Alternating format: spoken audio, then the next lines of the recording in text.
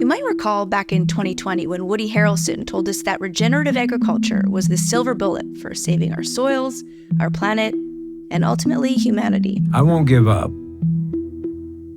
And neither should you. Well, he's back in the follow-up to that film, Kiss the Ground, with the new documentary, Common Ground. He's joined by other celebs like Jason Momoa, Glover and Rosario Dawson, but this time, the film takes on much more than just dirt, positioning regenerative agriculture, including regenerative grazing, as the savior for so many of the problems plaguing our modern food system. Unfortunately, the film needs a major fact check. There are some harsh truths that I need to share with you. Regenerative agriculture blends some indigenous practices with modern farming methods, and while Common Ground highlights these practices as essential alternatives to monocropping and industrial agriculture, it fails to address the elephant in the room, which is actually a cow, that we need to significantly reduce our meat consumption in order to mitigate climate change. Common Ground perpetuates the notion that regenerative grazing, which means integrating animals into agricultural spaces, can somehow mimic nature. Just like in nature, in regenerative agriculture, herds of animals are used to eat weeds and fertilize the soil. The idea is that animals like cattle can play the role of native ruminants like bison, but cows aren't bison. And as Jennifer Molidor with the Center for Biological Diversity tells Sentient, equating these two species oversimplifies the complexities of ecosystems and ignores their important differences, including that cows are not even native to North America.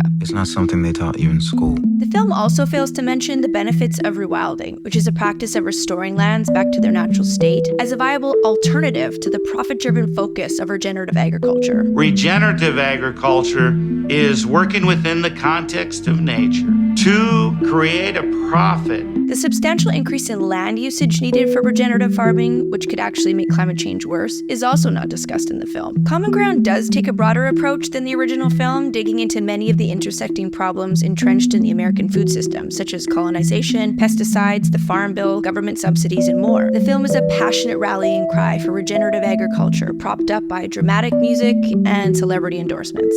Because I love you. But ultimately, beneath its dramatic narrative lies a tale of oversimplification and a dangerous omission of one of the biggest changes we can make to fight climate change: eating less meat, or none at all.